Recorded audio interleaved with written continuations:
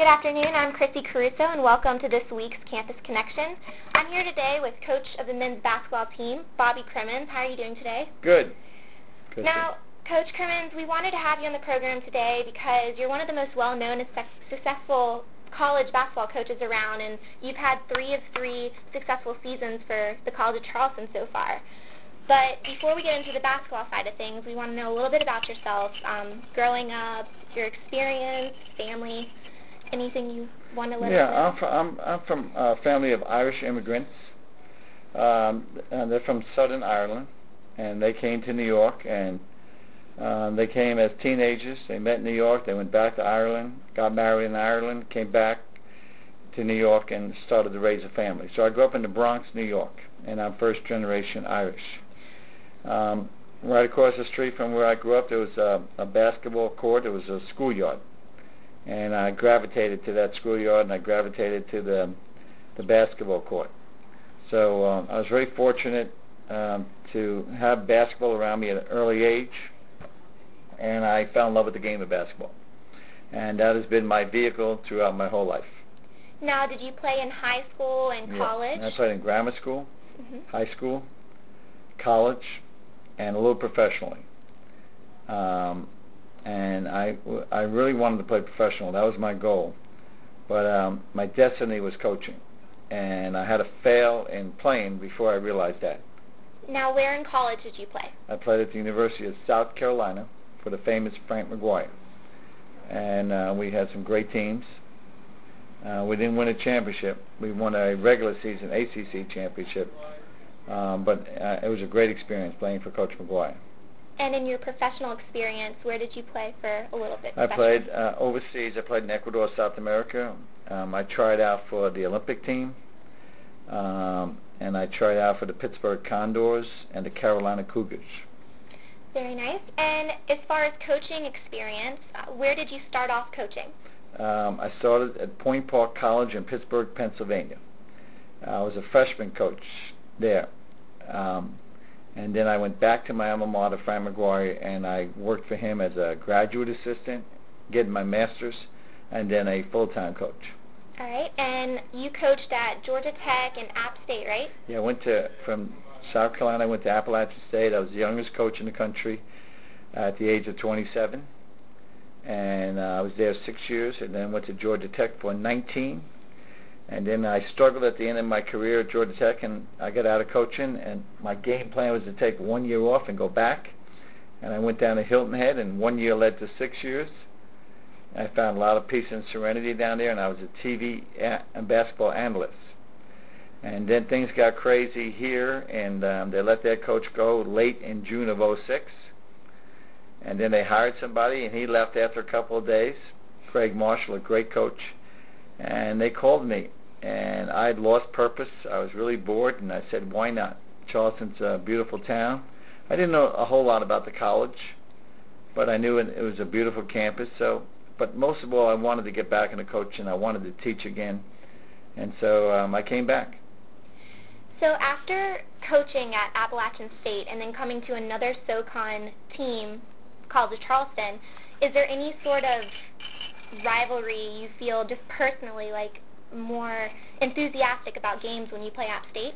Well, that was my only negative thing about coming back here, was I did not like recruiting. I don't like competing against Appalachian, and that was very hard. And my first year, we had a big game against them, and we were fortunate to win. And that was the only negative thing. But I've learned, I still love Appalachian, but when both teams get on the court, we compete. But Appalachian gave me my start, and that was the only drawback of me coming back here. I did not like competing against Appalachian, but now I'm used to it. They're used to me competing against them, so it's all fine.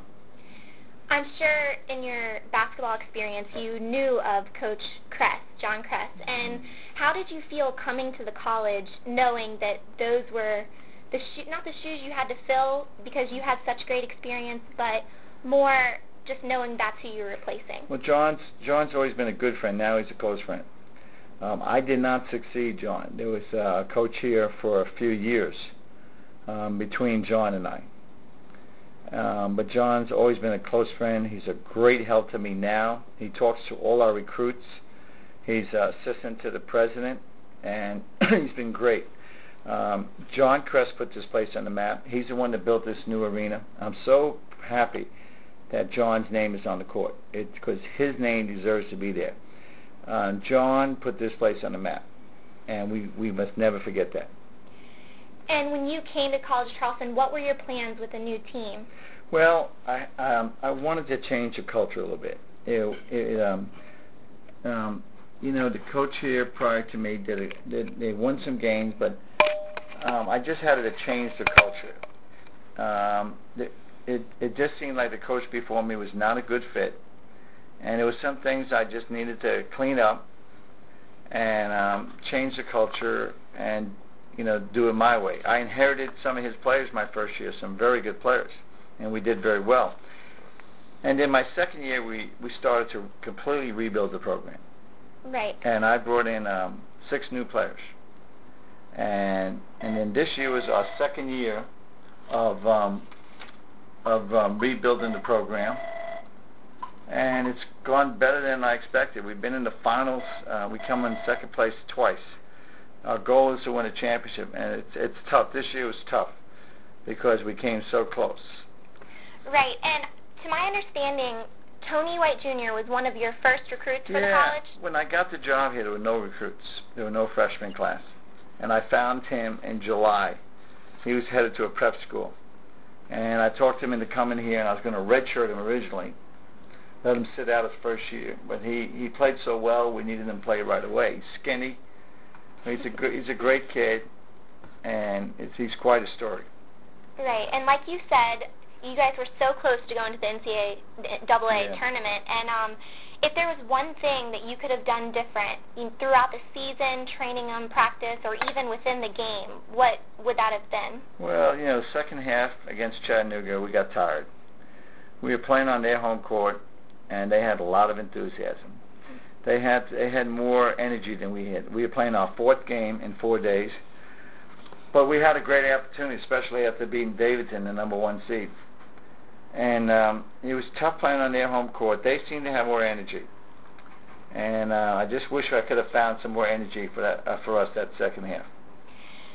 Now, what are your plans going into next year? To my understanding, you guys are starting back up with maybe some training and individuals.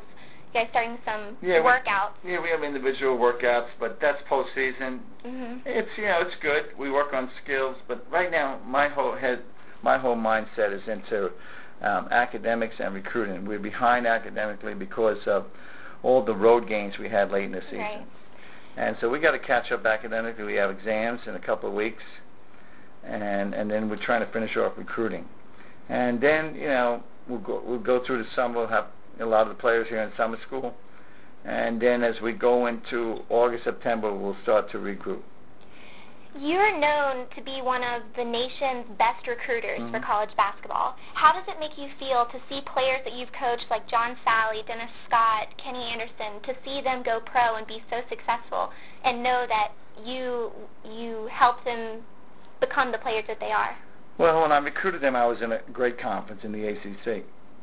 So, it was fun to watch them, and I was very fortunate. Here, we have trouble, competing against the ACC and the SEC. I know we can't.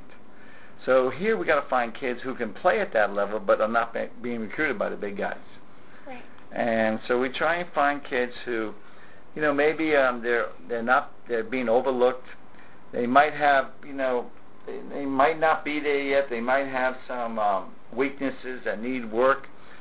But we got to find kids who can play at that level, but who are not being heavily recruited by those schools. Right. And to wrap it up, if you could say one word that's your motivation to coach these players and to try to get them successful, if you can put it in one word, what would your motivation be? Probably love or togetherness or team. Team would be a good one. Right. And are there any hopes to coach pro one day? Well, I'm at the latter stages of my career, and right now it looks like I'm I'm hoping I can finish my career out here at the College of Charleston. And, you know, the way I feel right now, I feel I can coach till 70, 71. But you never know. You never know what tomorrow brings. So right now, I basically take it year by year. But I'm very happy again. I'm happy to be back in coaching. I love Charleston. It's a challenge. It's a challenge, but we're excited about the new arena we have. That the new arena has added a lot to our campus. It's made us proud. I call it the house that John Cress built, but it's to me it's an important part of our campus, and it's so wonderful to have it right here on campus. Right. Well, thank you for talking with us today, Coach Cremins, and this is Chrissy Caruso, and thank you for turning into Campus Connection. You're welcome.